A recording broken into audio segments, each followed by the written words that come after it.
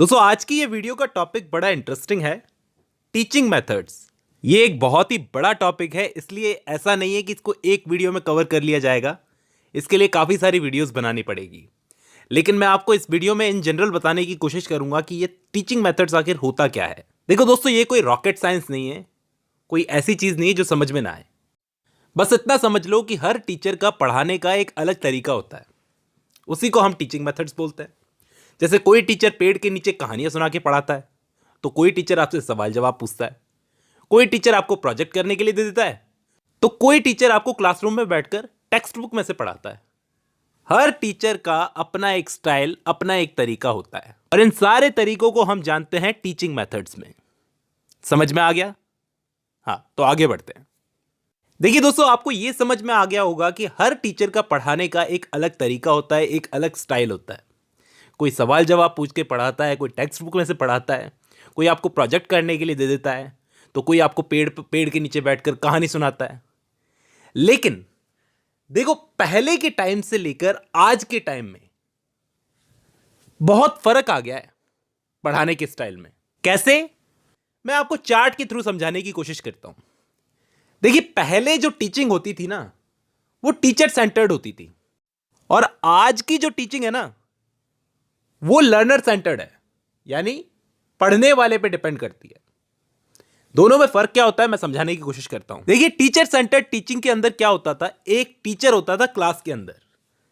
2001, 2002, सन 2000 की बात कर रहा हूं मैं। तो उस टाइम पर एक टीचर होता था क्लासरूम के अंदर जो लेक्चर देता था, और बाकी सारे स्टूडेंट्स जो कि उसको सुनते थे, चाहे उनको इंटरेस्ट आए चाहे ना आए। अब दोस्तों, मैंने सन 2000, 2001, 2002 की बात नहीं की है, मैं कह रहा हूं पहले की टीचिंग। यानी आप इमेजिन करो, जब हमारे बड़े लोग पढ़ के निकले अपने कॉलेजेस से, तो उस टाइम पे एक लेक्चरर होता था जो उनको लेक्चर देता था। तो वो क्लासरूम में एक्टिव होता था, वो एक अकेला शख्स होता था जो क्लासरूम में एक्टिव होता था। बाकी सारे स्टूडेंट्स पैसिव होते थे। सिर्फ उनका काम था कि वो सुने, अपने टीचर को सुने। और क्लासरूम में जितने भी स्टूडेंट्स बैठे रहते थे, वो ये सोचते थे कि सामने जो शख्स है, यानी उनका टीचर जो उनको पढ़ा रहा है, वो सब्जेक्ट का मास्टर है, एक ऐसी एनसाइक्लोपीडिया है जिससे कुछ भी पूछोगे उसे सब कुछ पता है। इस तरह से देखा जाता था उस जमाने में टीचर को। टीचर बच्चे को नॉलेज देगा, बच्चा टीचर से नॉलेज लेगा। यह एक प्रणाली थी जो टीचर सेंटर्ड मेथड में फॉलो की जाती थी किसी जमाने में।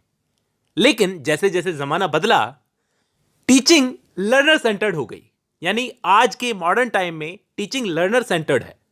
यानी टीचर पर फोकस नहीं किया जाएगा कि वो क्या पढ़ा रहा है, बल्कि पढ़ने वाले पर फोकस किया जाएगा कि क्या उसे पढ़ा हुआ समझ में आ भी रहा है या नहीं। देखिए दोस्तों, आज के जो बड़े बड़े स्कूल्स हैं ना, वो ज्यादातर लर्नर सेंटर्ड मेथड पर फोकस करते हैं। यानी वो मानते हैं कि टीचर सिर्फ एक गाइड की तरह है जो लर्नर्स को सिर्फ बताएगा कि क्या करना है, बाकी सारी चीजें डिपेंड करती है लर्नर पे।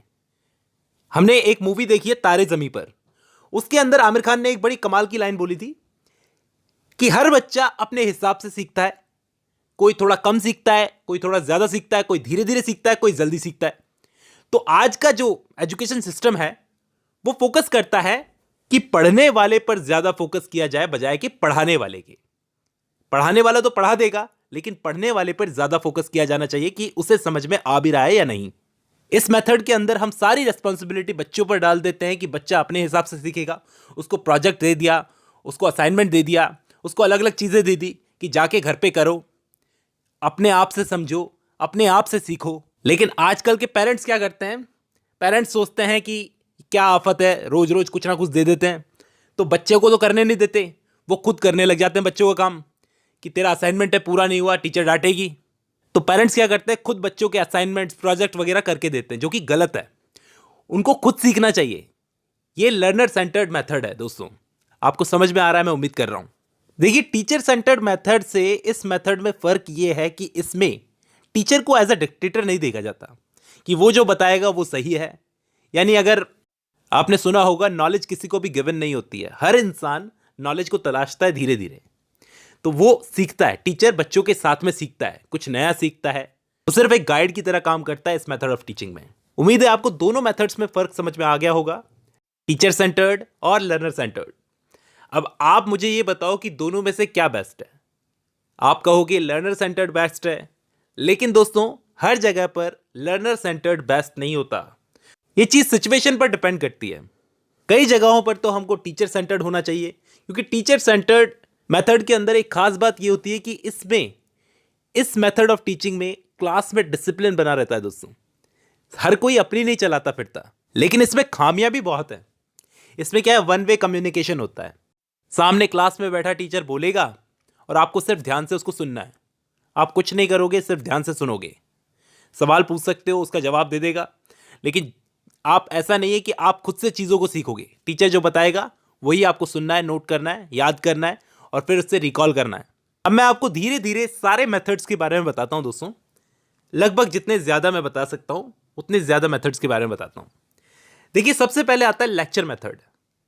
क्लासरूम में लेक्चर देने वाला मेथड। आपने देखा होगा कॉलेज के प्रोफेसर जो लेक्चर देते हैं, ये आता है ट्रेडिशनल यानी कि टीचर सेंटर्ड मेथड के अंदर। होता है टेक्स्ट बुक मेथड।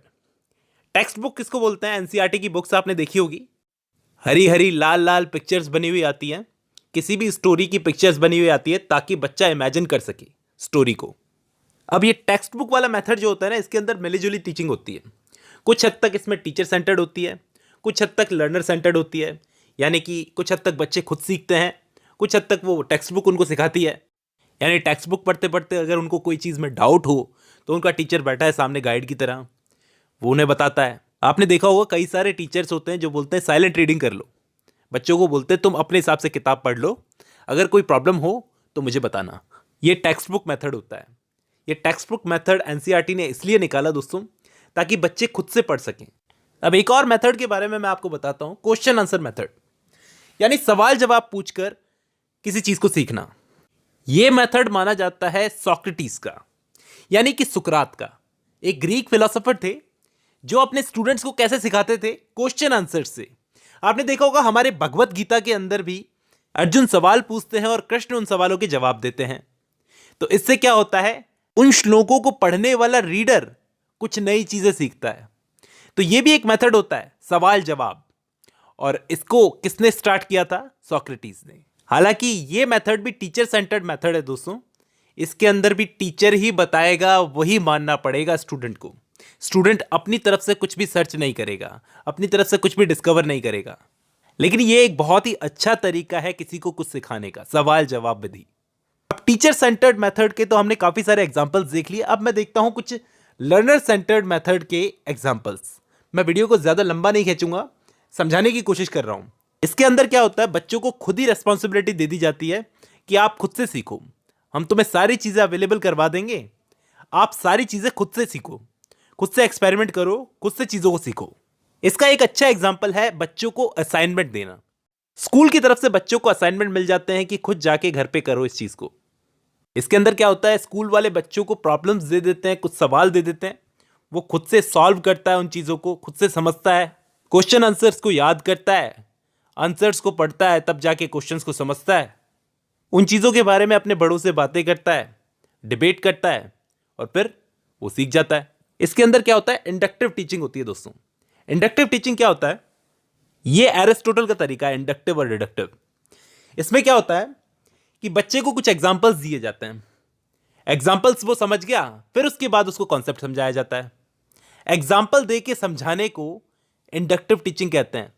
इससे क्या होता है, बच्चा खुद समझता है चीजों को, खुद से डिस्कवर करता है चीजों को, अपना दिमाग चलाता है वो। एक और तरीका आता है ग्रुप डिस्कशन मेथड, यानी कि बच्चों को ग्रुप में छोड़ दिया, आपस में डिस्कशन करते रहो और चीजों को सीखते रहो। एक तरीका होता है ब्रेनस्टॉर्मिंग। ये बहुत ही इंपॉर्टेंट तरीका है। इसमें क्या होता है, बच्चे को एक टॉपिक दे दिया, यानी सारे बच्चों को एक टॉपिक दे दिया और सबसे आइडियाज मांगने लगे कि बताओ, अपने अपने आइडियाज बताओ। ब्रेनस्टॉर्मिंग का मतलब ही ये होता है कि हम बच्चों के दिमाग में एक स्टॉर्म यानी कि एक तूफान खड़ा कर रहे हैं कि आप बताओ इस टॉपिक के बारे में, हमें बताओ। अब मैं उम्मीद करता हूं आपको ये चीज समझ में आ गई है दोस्तों कि टीचिंग मेथड क्या होता है, लर्नर सेंटर्ड क्या होता है और टीचर सेंटर्ड क्या होता है। अब बहुत सारे इंटेलिजेंट लोग हुए हैं दोस्तों जिन्होंने टाइम टाइम पर अपने अपने मेथड्स दिए हैं। एक फ्रेडरिक फॉबेल नाम के आदमी हुए जर्मनी में। उन्होंने जर्मनी में एक टाइप के स्कूल खोले, किंडरगार्टन स्कूल।